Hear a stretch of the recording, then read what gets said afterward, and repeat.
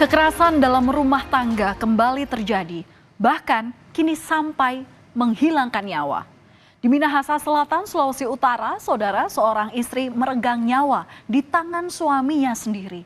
Korban tewas saat baru saja melahirkan anak keduanya yang masih dalam hitungan minggu. Kepergian ibu belia ini meninggalkan luka mendalam bagi sang putra sulung. Ia tak henti-hentinya menangis di peti jenazah ibunda. Dan inilah saudara foto dari Rohinda Tompunu.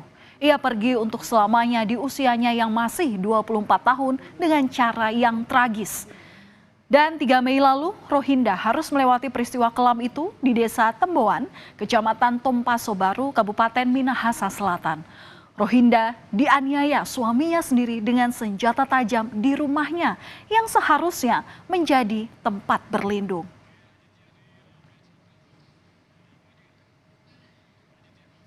Mengusut profilnya, korban ini meninggalkan 2 anak berusia 7 tahun dan bayi yang baru lahir pada 3 pekan lalu. Sang putra sulung begitu terpukul dengan kepergian ibunya. Air mata terus berderai dari matanya, di mana bocah malang ini seakan tak percaya telah ditinggalkan Rohinda untuk selamanya. Ia begitu menyesalkan mengapa ayahnya begitu tega membunuh ibunya. Sering terucap dari bibir mungilnya, ia ingin menggantikan posisi ibunda yang menjadi korban kekerasan. Saudara, kejadian ini sebenarnya bermula pada pukul 4 dini hari, utamanya di Jumat pekan lalu. Saat itu korban bersama dengan anaknya sudah tertidur di rumah mereka. Sang suami berinisial RL mendengar istrinya mengigau sambil berkata, "Ndak usah keluar pi, kerja di Bolsel." Kependekan dari Bolaang Mongondo Selatan. Mendengar kata-kata itu, suami emosi dan pergi mengambil benda tajam di dapur dan langsung menganiaya istrinya di kamar. Meski hingga kini belum jelas mengapa hal itu membuat pelaku emosi.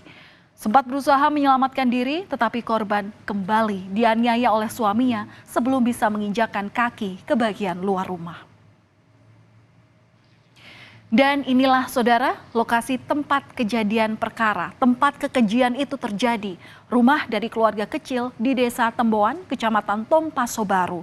1 hari sebelum peristiwa berdarah ini terjadi, tersangka bersama istrinya baru saja pulang dari acara desa setempat sekitar pukul 11 malam waktu Indonesia bagian tengah.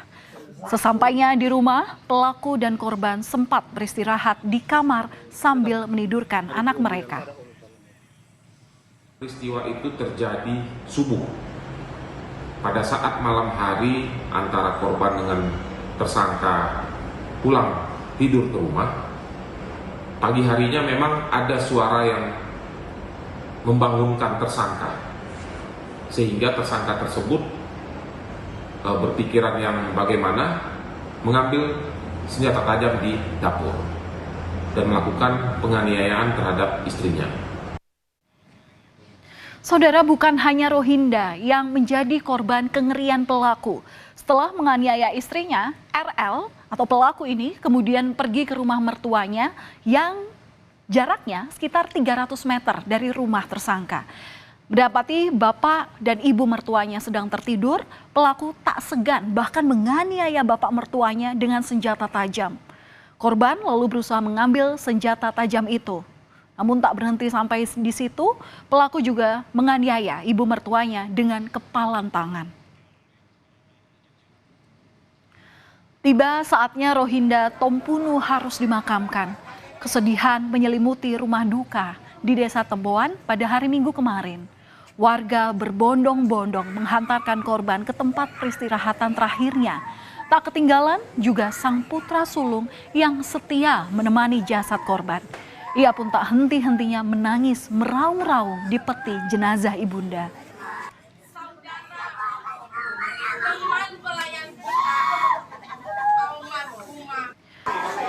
Jeritan bocah berusia 7 tahun ini terasa menyayat, begitu memilukan di tengah ibadah pemakaman.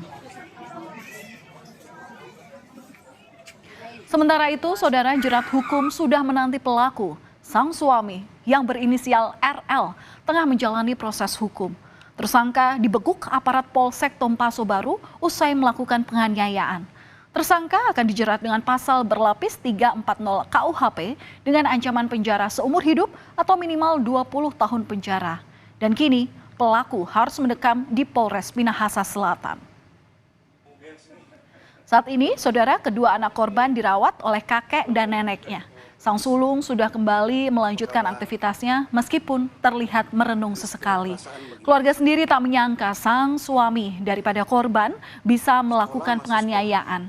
Menurut salah seorang tetangga, pasangan suami istri tersebut selalu terlihat harmonis dan tidak pernah terdengar cekcok. Adik juga udah sehat-sehat, Kang. Tidak pernah dapat dengar baku marah. Karena dorang termasuk kalau di tempoan keluarga bahagia. Patut diteladani karena di masyarakat, di gereja, dorang rajin. Dorang tidak pernah mau baku bawa dan pergi keluar kong sendiri-sendiri. Berdua terus.